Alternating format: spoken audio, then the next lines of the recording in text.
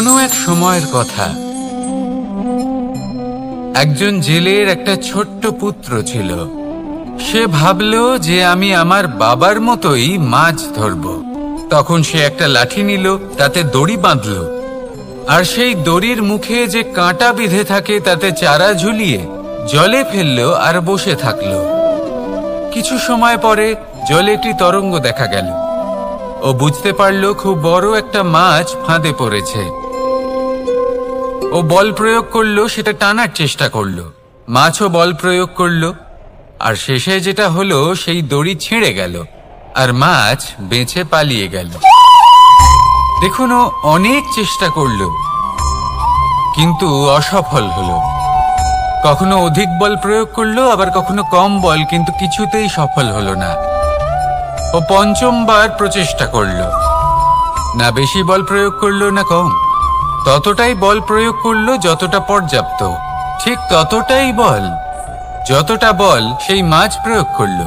আর শেষ পর্যন্ত জীবনে প্রথমবার ও মাছ ধরতে সফল হলো। এবার এই কথার সারমর্ম কি? ভারসাম্য। এটাই হলো জীবনের সবথেকে বড় নিয়ম। আমাদের সবার জীবনে সমস্যা রয়েছে, কখনো মন দিয়ে ভেবে দেখবেন। জীবনে যদি কোনো ক্ষুদ্র সমস্যা বা ছোট সমস্যা থাকে আর সেটা সমাধান করার জন্য আপনি বেশি চেষ্টা করছেন, তাহলে তার দ্বারা সমাধান হয় না, বরং আরো বিপদ বেড়ে যায়। যখন কোনো বড় সমস্যা থাকে আর আপনি কম চেষ্টা করতে থাকেন, তখন সমাধান হয় না, তা চলতেই থাকে। শুধু এটাই হলো ব্যাপার। জীবনের সমস্ত সমস্যার একটা ভারসাম্য বজায় রাখা, যদি এটা আপনি শিখে ফেলতে পারেন, জীবনটা আপনার হাতের মুঠোয় থাকবে। আসুন আমার সাথে ভালোবেসে বলুন, রাধা রাধা। আপনি কখনো কোনো বাজকে নিজের বাসা বানাতে দেখেছেন? এই বাজ যখনই কোনো বাসা বানায় তখন উঁচু গাছের ডালে বা কোনো পর্বতের শিখরে বাসা বানায়, অনেক উচ্চতায়, আর সেখানে তার সন্তানও জন্মগ্রহণ করে। যখন এই সন্তানেরা জন্মায় তখন এই বাজ খুবই ভালোবেসে এবং খুব সাবধানে এদের পালন পোষণ করে। নিজের ঠোঁট দিয়ে তাদের ঠোঁটে খাবার পরিবেশন করে। কিন্তু যেই সেই সন্তানেরা হৃষ্টপুষ্ট হয়ে যায় এবং সেই কথা বাজ নিজে বুঝতে পেরে যায়, সেই বাজ নিজেই সেই বাসা ছিন্ন ভিন্ন করে দেয়। সেই সন্তান যাদের সবেমাত্র ডানা গজিয়েছে, কিভাবে উড়তে হয় তারা জানে না, সেই সন্তানগুলিকে উচ্চতা থেকে ঠেলে দেয়। সেই সন্তান প্রথমে ভয়ভীত হয়ে যায়। তারা সামনে মৃত্যুকে দেখতে পেয়ে ভয়ের কারণে তাদের ডানা ঝাপটাতে থাকে, আর সেই প্রক্রিয়াতেই সেই সন্তানগুলি উড়তে শুরু করে দেয়। এবার এই ঘটনায় আমরা কি শিক্ষা পেতে পারি?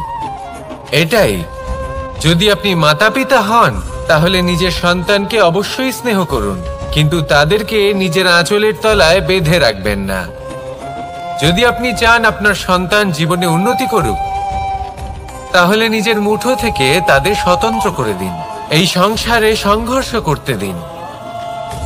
সেই সন্তান নিজেই বুঝতে পারবে যে জন্মের সময় পাওয়া ডানা কি করে ব্যবহার করতে হয়।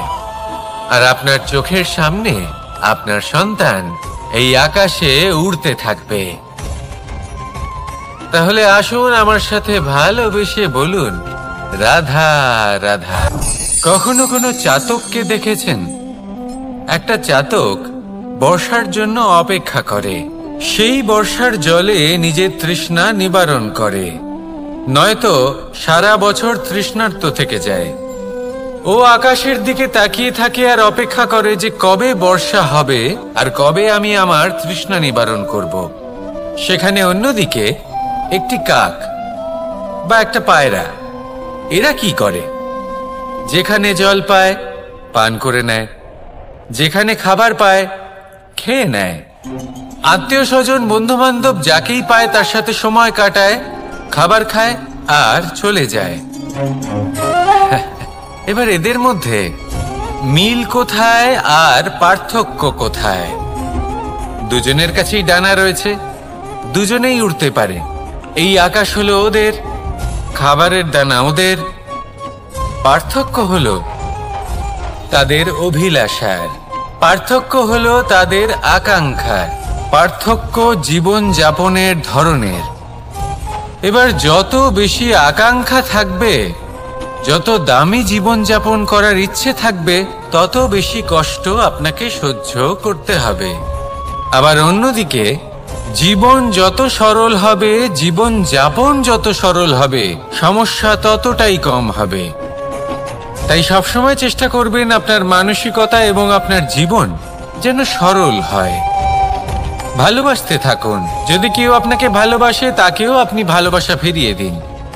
তাদের সাথে কথা বলুন, কিছু তাদের কথা শুনুন, কিছু নিজের কথা বলুন। দেখবেন সকল তাপ উত্তাপ দূর হয়ে গেছে। এটাই তো হলো জীবনের সারমর্ম। তাই প্রেমে থাকুন, ভালোবাসুন, আর ভালোবেসে আমার সাথে বলুন, রাধা রাধা। একবার একজন সাধক ওনার শিষ্যদের একটা কাজ দিলেন। একটা দুর্লভ জড়িবুটি নিয়ে আসতে বললেন। এতটাও কঠিন কাজ সেটা ছিল না, কারণ সকল শিষ্য জানতেন যে এই দুর্লভ জড়িবুটি কোথায় পাওয়া যায়। পর্বতের শিখরে। কঠিন কাজ কোনটা? সেখানে পৌঁছনোর সেই পথ, যা ছিল কাঁটায় জর্জরিত, পাথরে পরিপূর্ণ, যেখানে পিছলে পড়ার আশঙ্কা রয়েছে এবং গভীর ক্ষত পেতে পারে সবাই। এবার বেশ কয়েকজন শিষ্য গেলেন। তার মধ্যে কয়েকজনই সেই জড়িবুটি নিয়ে আসতে পারলেন। কারণটা কি ছিল? কিছু শিষ্যের মনোযোগ ছিল শুধুমাত্র লক্ষ্যের দিকে, অর্থাৎ পর্বতের সেই শিখরে। কিছু শিষ্যের মনোযোগ ছিল পথের এই সংকটগুলির ওপর। কিছুজন নিজের সমস্ত মনোযোগ, সমস্ত শক্তি কেন্দ্রীভূত করলেন শুধুমাত্র লক্ষ্যের দিকে। বাকিরা মনোনিবেশ করলেন এই সংকটের থেকে নিজেকে বাঁচাতে। কিন্তু যাদের মনোযোগ শুধু লক্ষ্যের দিকে ছিল, শুধু তারাই জড়িবুটি নিয়ে আসতে পারলেন। কারণ কি ছিল?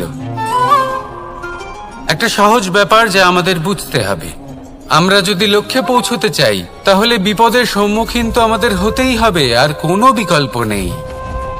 যন্ত্রণাও হবে, পায়ে কাঁটাও হয়তো ফুটতে পারে, হয়তো পড়েও যেতে পারেন, হয়তো রক্তপাতও হতে পারে। কিন্তু তার সাথেই সাফল্য অর্জনের যে আনন্দ, সেটাও পাওয়া যায়। সেই জন্য নিজের মনোযোগ সবসময় লক্ষ্যের দিকে রাখুন, পথের সেই বিপদগুলির দিকে নয়।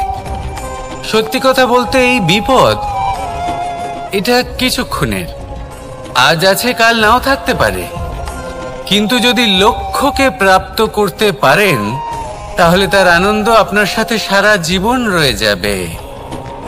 তাহলে লক্ষ্য প্রাপ্ত করুন আর আমার সাথে ভালোবেসে বলুন, রাধা রাধা।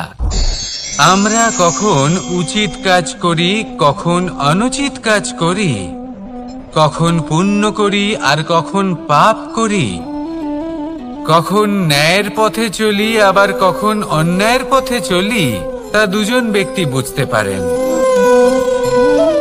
পরমাত্মা আর অন্তরাত্মা। এবার প্রত্যেক মুহূর্তে কি হয় পরমাত্মা সবই জানেন, তার কাছে কিছুই গোপন নয়। কিন্তু প্রত্যেক মুহূর্তে আপনার কি করা উচিত, সেটা উনি এসে আপনাকে বলতে পারবেন না। সেই জন্য আমাদের ভেতরে অন্তরাত্মা আছে, আমাদেরই চেতনার একটি অংশ। একবার চোখ বুঝে দেখুন, অন্তরাত্মার মধ্যে নিমজ্জিত হয়ে ভাবুন আর বোঝার চেষ্টা করুন। এই অন্তরাত্মা সবসময় আপনাকে শুভ কাজ করার জন্য প্রেরিত করেন আর অশুভ কাজ করা থেকে বিরত করেন। এই অন্তরাত্মার কথা মানতে থাকুন। পরমাত্মা সবসময় আপনার কাছেই পাবেন। আসুন আর আমার সাথে ভালোবেসে বলুন, রাধা রাধা। মানুষের জীবনে দুই ধরনের আবেগ থাকে যা চিরকাল তার সাথে বসবাস করে। প্রথম, স্বপ্ন। দ্বিতীয়, অজুহাত। মানুষ হাজার হাজার স্বপ্ন দেখতে পারে। আমাকে এই কাজ করতে হবে, আমাকে ওখানে ঘুরতে যেতে হবে, আমার জীবনে এই অসম্ভব কাজ বাস্তবায়িত করে দেখাতে হবে, আদি ইত্যাদি। এবার ঠিক যেমন স্বপ্ন দেখেন সেইভাবে অজুহাতও খুঁজে নিয়ে আসেন। আমি এই স্বপ্ন পূরণ করতে পারলাম না, কারণ আমাকে কেউ সাহায্যই করল না, কারণ আমি দুর্বল হয়ে পড়েছিলাম, কারণ আমার কাছে সময়ই ছিল না, আদি ইত্যাদি। এবার সাফল্য এবং অসফলতার মাঝখানে এই ধরনের সংঘর্ষ হতে থাকে। সাফল্য তখন লাভ করা সম্ভব যখন আপনার স্বপ্ন আপনার অজুহাতের থেকে অনেক বড় হয়, আর অসফলতা তখন পাবেন যখন আপনার অজুহাত আপনার স্বপ্নের থেকে অনেক বড় হয়। আপনি যদি সাফল্য লাভ করতে চান তাহলে চেষ্টা করতে থাকুন, পরিশ্রম করুন। যদি অসফল হন তাহলে ভয়ভীত হওয়ার কোনো প্রয়োজন নেই। নিজের ভুল বুঝুন, তাকে শুধরে নিন, আবার চেষ্টা করুন। কিন্তু যদি নিজের জীবনে অজুহাত নিয়ে আসেন তখন স্বপ্ন কখনো পূরণ হবে না। আসুন আমার সাথে ভালোবেসে বলুন, রাধা রাধা।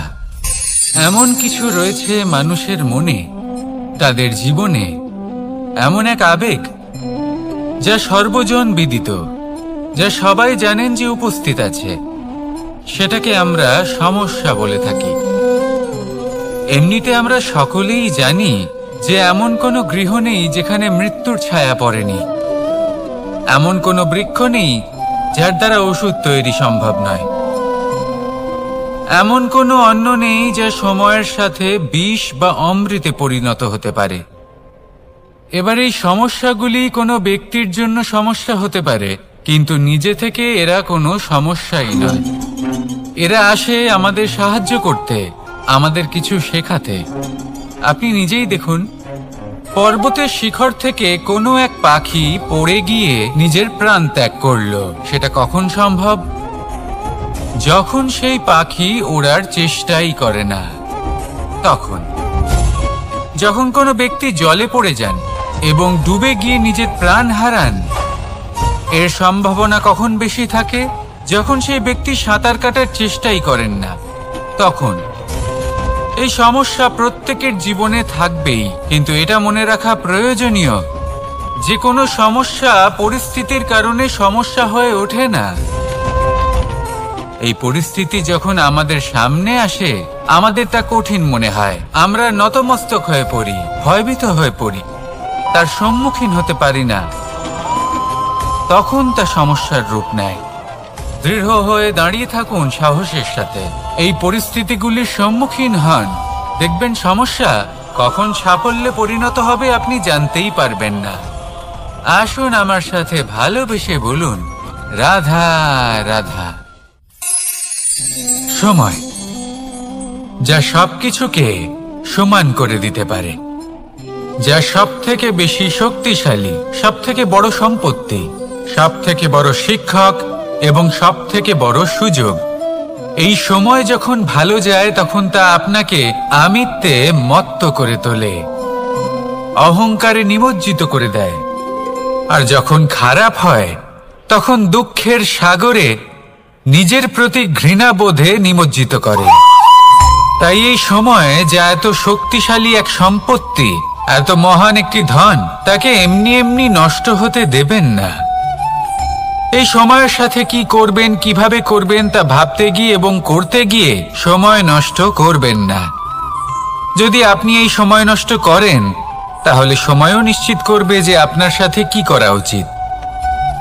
তাই সময়ের সদ্ব্যবহার করুন আর আমার সাথে ভালোবেসে বলুন, রাধা রাধা। আমরা সকলে শক্তি অনুভব করতে চাই। এবার যদি আপনাকে জিজ্ঞেস করা হয় যে সবথেকে বেশি শক্তির অনুভব কোথা থেকে করা সম্ভব, তখন কেউ কেউ বলবেন পুষ্টিকর আহার গ্রহণ করলে, ব্যায়াম করলে, কেউ বলবেন ধন লাভ করলে, বন্ধুদের থেকে, পরিবারের থেকে, আদি ইত্যাদি। এইভাবে আপনি শক্তির অনুভব অবশ্যই করতে পারেন, কিন্তু সবথেকে বেশি শক্তির অনুভব যদি আপনি করতে চান তাহলে তা পাবেন শুধু একতার দ্বারা, সংগঠনের দ্বারা। যদি আপনাকে উদাহরণ দিই, নিজের এই হাতটাকে দেখুন, 5টা আঙুল রয়েছে। কোনো একটা বস্তুকে নিজের একটা আঙুল দ্বারা তুলে ধরার চেষ্টা করে দেখুন, বড়ই কষ্ট হবে। তখন আপনি বুঝতে পারবেন যখন এই 5টি আঙুল একত্রিত হয় তখন কোনো কাজ কতটা সহজ হতে পারে। এটাই হলো শক্তি, একতার। সব থেকে ভালো উদাহরণ যদি আপনাকে দিই তাহলে বাঁশি। এই বাঁশি থেকে অত্যন্ত মধুর সুর নির্গত হয় যা সবার মন প্রসন্ন করে দেয়। এই কথা সত্যি, কিন্তু এই বাঁশি আমি একটা বা দুটো আঙুল দিয়ে বাজাতে পারবো না। আমাকে প্রত্যেকটা আঙুল ব্যবহার করতেই হবে, তবেই এর থেকে মধুর সুর নির্গত হবে যা সকলকে প্রসন্ন করবে, ঠিক কিনা? ঠিক এইভাবেই যদি আপনি চান যে আপনার জীবনরূপী বাঁশি থেকেও মধুর সুর নির্গত হোক বা সবার মনকে প্রসন্ন করে তুলুক, তাহলে আপনাকেও জীবনে একতা নিয়ে আসতেই হবে। আপনি একাও কর্ম করতে পারেন, পথ চলতেও পারেন, সামনেও এগোতে পারেন, সাফল্যও লাভ করতে পারেন। কিন্তু যখন সকলে একসাথে এগোবেন, সেই পথে চলবেন, সেই কর্মই করবেন, তখন লক্ষ্যে অবশ্যই পৌঁছবেন, সাফল্য অবশ্যই লাভ করবেন। কিন্তু সেই সাফল্য এবং তার আনন্দর সংমিশ্রণটাই একটু অন্যরকম হবে। তাই জীবনে ঐক্যবদ্ধ হন, একসাথে মিলে এগোতে থাকুন, আর আমার সাথে ভালোবেসে বলুন, রাধা রাধা। জীবনে 2 ধরনের আবেগ রয়েছে যার কোনো মূল্য নেই। আমার কথার অর্থ এটা নয় যে এদের কোনো গুরুত্ব নেই, গুরুত্ব যথেষ্টই রয়েছে, শুধু এদের জন্য আপনাকে কোনো মূল্য দিতে হয় না। প্রথম আবেগ হলো আনন্দ, প্রসন্নতা। এটা আপনি যে কোনো জায়গায় খুঁজে পেতে পারেন যদি আপনি খুঁজে পেতে চান। আপনি কোনো পুষ্পের সৌন্দর্য দেখে প্রসন্ন হতে পারেন। বায়ুর কারণে যখন একটি বৃক্ষ শিহরিত হয় সেটা দেখে আপনি প্রসন্ন হতে পারেন। একটা ছোট্ট শিশুর কলরব শুনেও আপনি প্রসন্ন হতে পারেন। একটা ক্রন্দনরত বালককে হাসিয়ে আপনি প্রসন্ন হতে পারেন। সবকিছু আপনার উপর নির্ভরশীল। সেখানে আরেকটি আবেগ হলো দুশ্চিন্তা।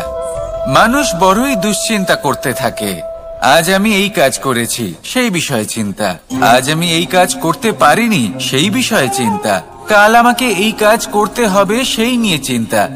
আমি কি সেই কাজটা করতে পারবো, সেই বিষয়েও দুশ্চিন্তা। চিন্তা সর্বত্র রয়েছে, যার জন্য মূল্য দিতে হয় না। যত চান আপনি একত্রিত করতে পারেন।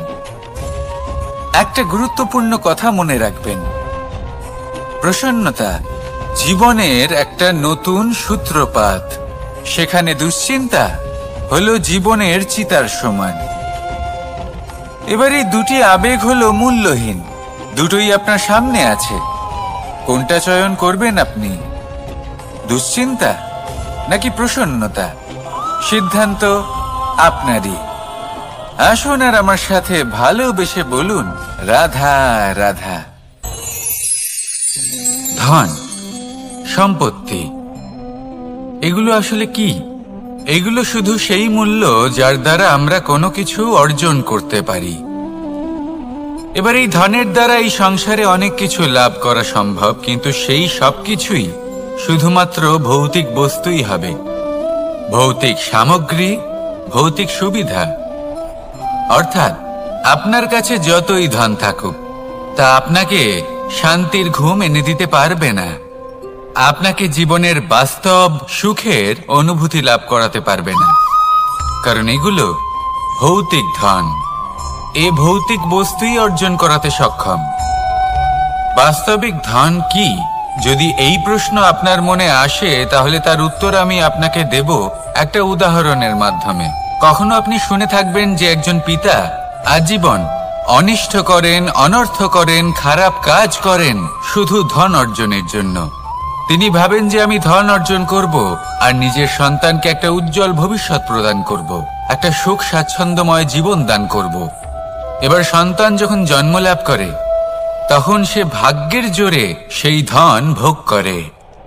যেরকম সে পায় সেরকমই তার ব্যবহার সে করে। কখনো আপনি এটাও দেখে থাকবেন যে সেই সন্তান সমস্ত ধন নষ্ট করে ফেলে, আর সেই পিতা যিনি সমস্ত ধন সঞ্চয় করেছেন, যিনি সেই ধনের প্রভু, আজ সেই ধনের প্রহরী হয়ে রয়েছেন। এবার এরকম কেন হয়?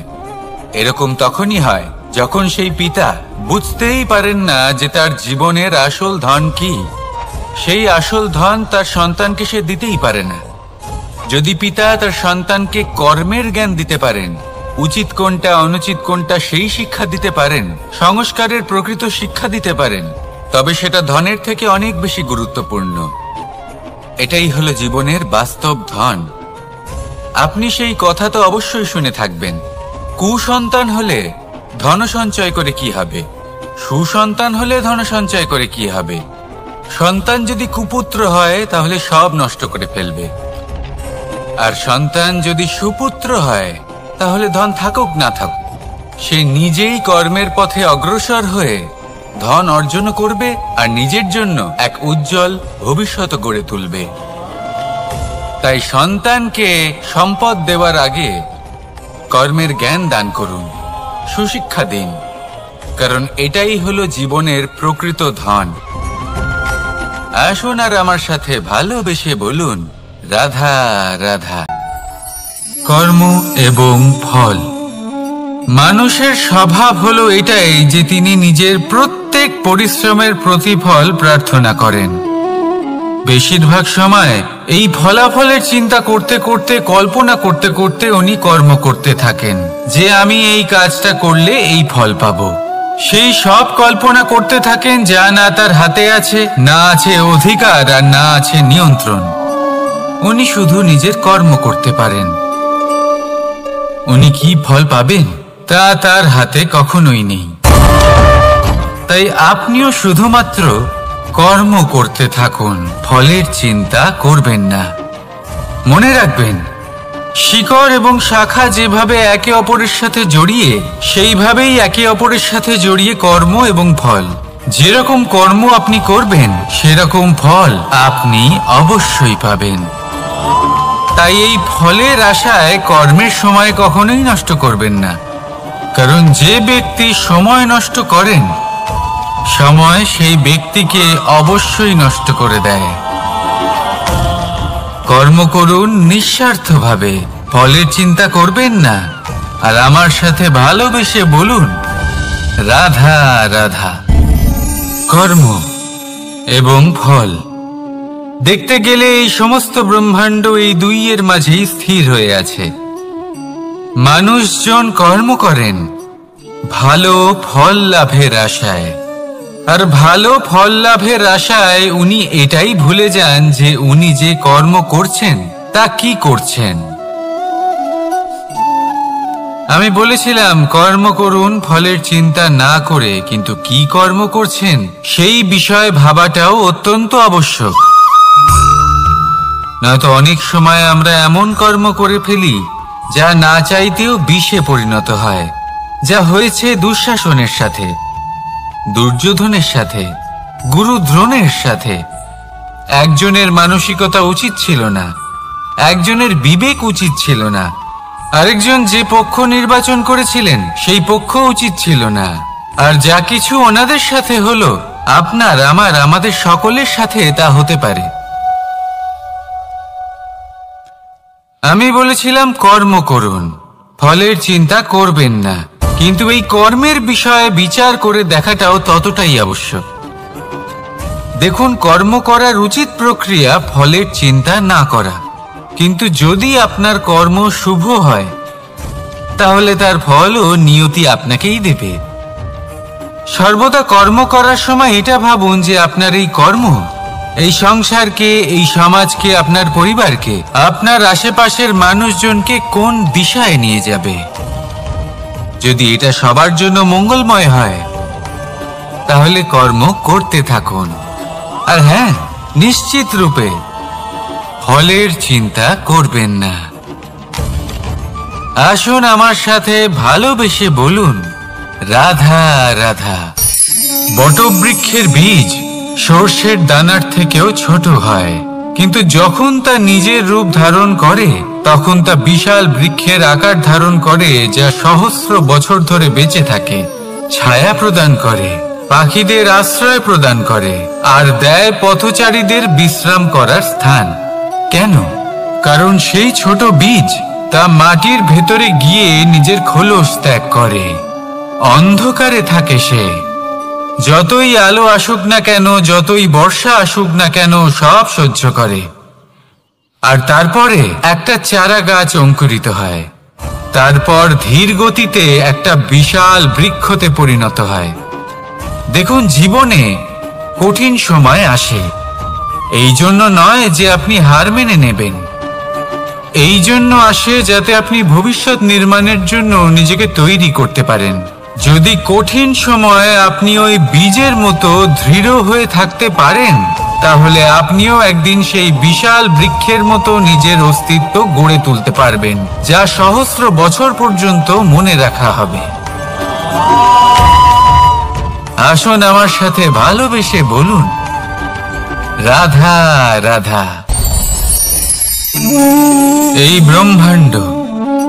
এই ব্রহ্মাণ্ড কত বৃহৎ, তাই না? যার সম্মুখে এই পৃথিবীকেও একটা বিন্দুর মতো মনে হয়। আর এই পৃথিবীতে আমরা কে হই, আমাদের আকার কিরকম, আমাদের অস্তিত্বই বা কি? যখন আমরা এভাবে ভাবি তখন মনে হয় আমরা কিছুই নই। তা আমরা যখন কিছুই নই, তাহলে আমরা এত চিন্তা করি কেন? কি ভেবে ভয় পাই? কাকেই বা এত ভয় পাই? কে আমাদের মারতে পারে আর কেই বা আমাদের জন্ম দেবে? আত্মার আসলে না কখনো জন্ম হয় আর না কখনো মৃত্যু। আত্মা শুধুই শরীর বদল করে। আপনি, আমি, আমরা সকলে এই শরীর নয়, আমরা হলাম আত্মা, যা হলো পরম আত্মার পরম অঙ্গ। সেই জন্য মনে রাখবেন, বাইরের কোথাও দেখবেন না, নিজের অন্তরের গভীরে গিয়ে দেখুন, আত্মাকে উপলব্ধি করতে শিখুন। ক্লেশ, ভয়, চিন্তা, এই সব কিছুর থেকে নিজেকে দূরে রাখুন, তাহলেই উপলব্ধি করতে পারবেন পরমাত্মা কে। তাহলে আসুন আমার সাথে ভালোবেসে বলুন, রাধা রাধা। পরিবর্তন এই সংসারের শাশ্বত নিয়ম। কোন রাজা নেই যিনি চিরকাল রাজা থাকেন, কোন ধনী ব্যক্তি নেই যিনি চিরকাল ধনী থাকবেন। এই সংসারে সূর্যের স্থান নেওয়ার জন্য চন্দ্রিমার আগমন ঘটে। কোন স্থান যাকে পতিত বলা হয়েছিল, সেখানে মহল তৈরি হয়েছে। কোন স্থান যাকে আজ মলিন বলা হয়েছে, কাল সেখানে মন্দিরও স্থাপন হতে পারে। কোন ঋতু চিরকালের জন্য থাকে না, কখনো সময় চিরকাল একরকম থাকে না। আজ যা আপনার কাছে রয়েছে, কাল অন্য কারোর ছিল। আজ যে আপনার কাছে রয়েছে, কাল তা অন্য কারোর কাছে চলে যাবে। আপনার সাথে কিছু থাকলে তা হলো আপনার কর্ম, কিন্তু সেই কর্মের পরিণামও আপনার নয়। আপনি শুধু কর্ম করুন, বাকি সবকিছুই পরিবর্তনশীল। কিন্তু সেই পরিবর্তনকে দেখে ভয় পাওয়ার প্রয়োজন নেই, তাকে স্বাগত জানান। যদি আপনি হাসি মুখে সেই পরিবর্তনকে স্বাগত জানান, তাহলে এই পরিবর্তনও হাসি মুখে আপনার সাথে থাকবে। আসুন আমার সাথে ভালোবেসে বলুন, রাধা রাধা। সঞ্চয়। মানুষের যখন থেকে বোধ বুদ্ধি হয়, সঞ্চয় করতে আরম্ভ করে দেন। সঞ্চয় করতে থাকেন ভোজনের, সঞ্চয় অর্থের, সঞ্চয় শক্তির। নিজের জন্য করেন, নিজের পরিবারের জন্য করেন, নিজের স্ত্রীর জন্য করেন, সন্তানের জন্য করেন, সন্তানের সন্তানের জন্যও সঞ্চয় করেন। সঞ্চয় করার জন্য ওনার কাছে অনেক কারণ রয়েছে, কারণ উনি এটা ভাবেন যে এই সঞ্চিত শক্তির জন্য কেউ ওনার কোনো ক্ষতি করতে পারবে না। মানুষ ভুলে যান একটা গুরুত্বপূর্ণ কথা, এই সত্য, উনি এই সংসারে খালি হাতেই এসেছিলেন আর এখান থেকে ওনাকে খালি হাতেই যেতে হবে। যা এখানকার তা এখানেই থেকে যাবে। আর যদি কিছু ওনার সাথে যায় তা হলো ওনার কর্ম, আর কিচ্ছু নয়। তাই যদি কিছু অর্জন করতে চান তাহলে শুভ কর্ম অর্জন করুন, আত্মশক্তি অর্জন করুন, কারণ পরলোকে এটাই হবে আপনার সম্পত্তি। তাহলে কি এটা আপনি অর্জন করতে চান না? আসুন আর আমার সাথে ভালোবেসে বলুন, রাধা রাধা। সদিচ্ছা। দেখতে গেলে 3 অক্ষরে তৈরি এই শব্দ, কিন্তু সমস্ত ত্রিলোক তার উপরেই আধারিত। আপনি এই সংসারে এসেছেন, তখন অবশ্যই শ্বাস নেবেন, কিন্তু তার বদলে আপনাকে কিছু তো দিতেই হবে। আপনার উপর নির্ভর করছে আপনি কি দেবেন। কি দেবেন এই সংসারকে, এই সমাজকে, নিজের পরিবারকে, আর তার বদলে কি নেবেন? যশ নাকি অপযশ? দেখুন, এক ছিল রাবণ, যে কিনা সমুদ্র পার করলো সীতাকে অপহরণ করার জন্য, আর এক ছিলেন রামচন্দ্র, যিনি সমুদ্র পার করেছিলেন, সেতু বানিয়ে গিয়েছিলেন সীতাকে ফিরিয়ে নিয়ে আসার জন্য। দুজনেই সমুদ্র পার করেছিলেন, শুধু পার্থক্য ছিল সদিচ্ছাকে বোঝার, লক্ষ্যের। অনেক মানুষের যাত্রা একরকম হতেই পারে, কিন্তু আনন্দ তখনই লাভ করবেন যখন লক্ষ্য শুভ হবে, মহান হবে। এই লক্ষ্য দিয়ে এই সংসারের কল্যাণ হবে এবং মানুষের সম্মান হবে। যদি আপনার সংকল্প উচিত হয় তাহলে আপনার লক্ষ্য উচিতই হবে, নয়তো শুধুমাত্র বিনাশ হবে। আর উচিত এটাই হবে যে বিনাশের হাত থেকে যেন নিজেকে বাঁচানো যায়, কি বলেন? তাই জীবনে যে লক্ষ্য স্থির করছেন, মনে রাখবেন তা যেন শুভ লক্ষ্য হয়। যদি এরকম হয় তাহলে আপনার যাত্রা, আপনার জীবন দুটোই শুভময় হবে। আসুন আর আমার সাথে ভালোবেসে বলুন, রাধা রাধা। সুরক্ষা। এই সুরক্ষা আসলে কি? এটা কি কোনো কবচ নাকি কোনো সীমা? এই সুরক্ষা আসলে অন্য কিছু। আমাদের মাতা পিতা, আমাদের প্রিয়জন, আমাদের বন্ধু, এই সমাজ, আমাদের শুভাকাঙ্ক্ষী, আমাদের আত্মীয়, এনারা সবাই আমাদের জীবনে কোনো না কোনো ভাবে সুরক্ষা দিয়ে থাকেন, একটা কবচ দিয়ে থাকেন কোনো না কোনো রূপে। কিন্তু দেখতে গেলে আমাদের পরাক্রমের পথে, আমাদের বীরত্বের পথে, আমাদের সাহসের পথে এই সুরক্ষাই সব থেকে বড় বাধা হয়ে দাঁড়ায়। একবার ভেবে দেখুন, যদি আপনি কোনো সুরক্ষাই না পান, বা যদি আপনি এই সুরক্ষা ভেঙে বাইরে আসতে পারেন, তাহলে আপনার বীরত্ব চরম সীমায় পৌঁছে যায়। কেন? কারণ তখন আপনি জানেন যে এই সংসারের সম্মুখীন আমাদের নিজেদেরই হতে হবে। আপনি বুঝে যান যে শত্রুর সম্মুখীন এবার নিজের বলের দ্বারা, নিজের পরাক্রমের দ্বারা, নিজের সাহসের দ্বারা করতে হবে। আর তখন আমাদের মনের মধ্যে এই শক্তি জাগ্রত হয়। এই শক্তি অন্তরেই বসবাস করে, শুধু এটা চিনে নিতে হবে, একে জাগ্রত করতে হবে। আর এটা সুরক্ষা ভেঙে যাওয়ার পরেই সম্ভব হয়। আর যারা নিজের শক্তি সম্পর্কে জানেন,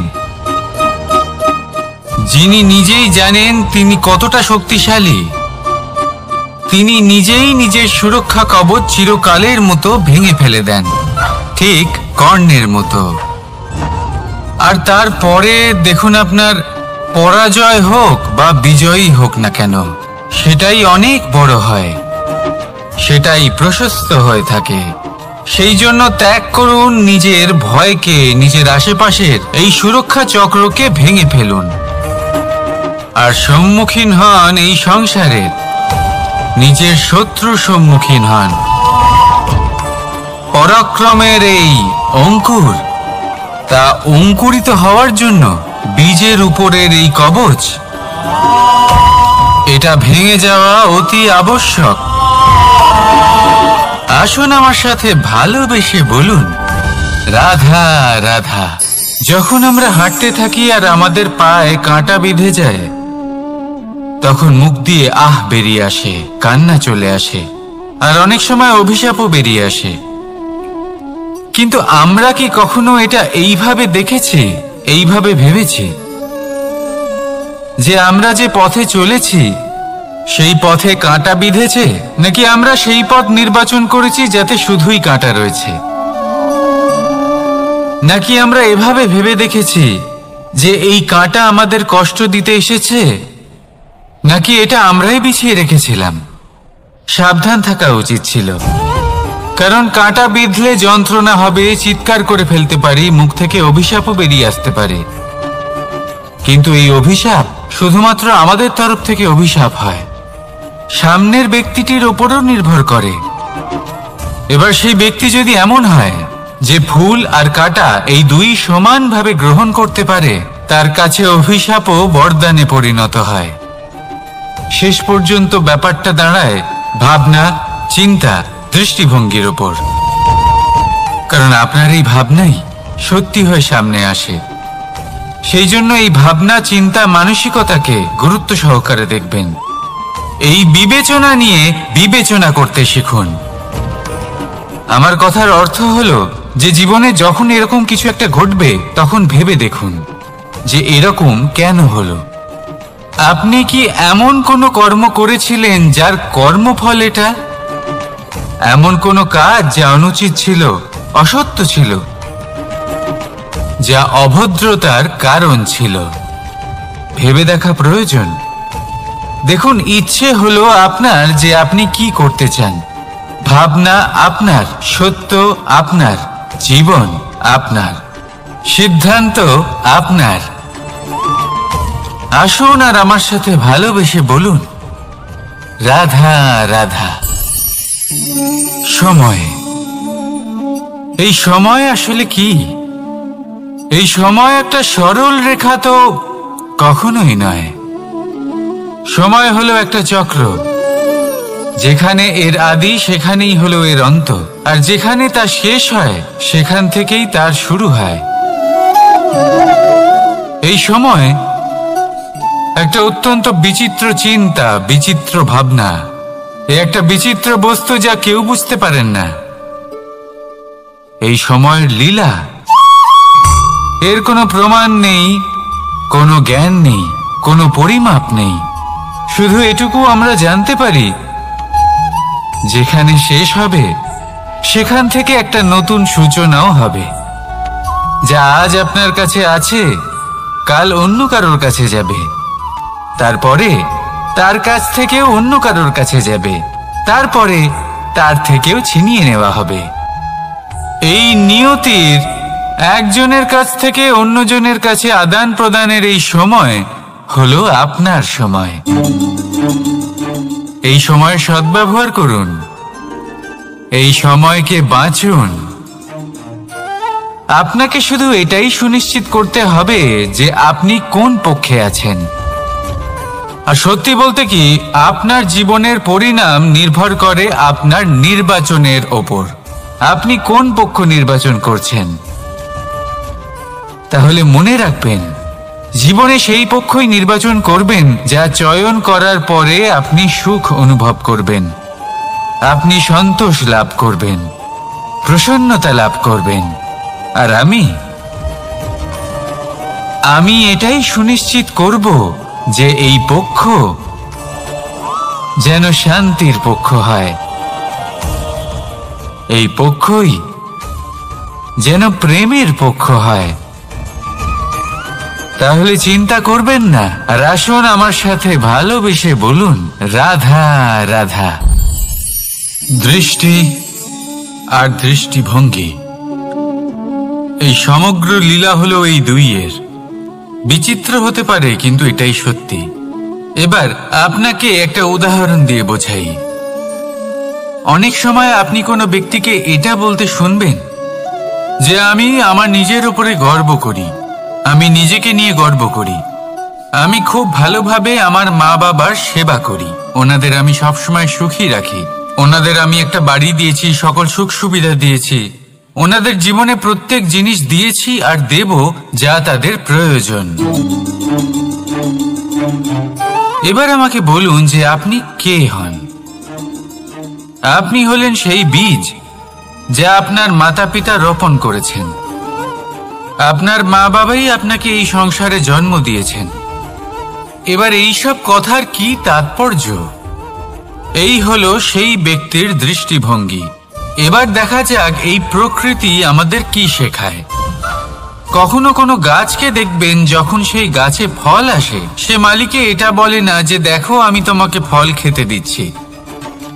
সেই বৃক্ষ এটা বলে না যে দেখো আমি তোমায় আহার করতে দিচ্ছি, কারণ ও জানে যে এটা হলো সেই মালির পরিশ্রম, এটা হলো তারই কর্মের ফল আর এটা তারই পাওয়া উচিত।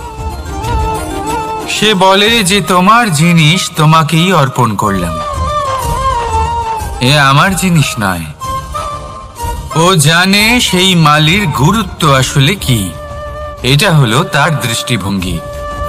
সেজন্য আপনি জীবনে কোন ব্যক্তির মধ্যে, কোন পশু পাখির মধ্যে, কোন প্রাণীর মধ্যে, কোন পরিস্থিতিতে, কোন আবেগের মুহূর্তে কি দেখতে পাচ্ছেন, সেটা আপনার দৃষ্টিভঙ্গির উপরে নির্ভর করছে। তাই নিজের মনে ধনাত্মক ভাব জাগ্রত করুন, শুভ চিন্তা নিয়ে আসুন। এই ভাবনাই সত্য হয়ে সামনে আসবে। এই দৃষ্টিভঙ্গি এমন হয়ে যাবে যে আপনার জীবনে সবকিছুই শুভ হবে। তাহলে আসুন আর আমার সাথে ভালোবেসে বলুন, রাধা রাধা।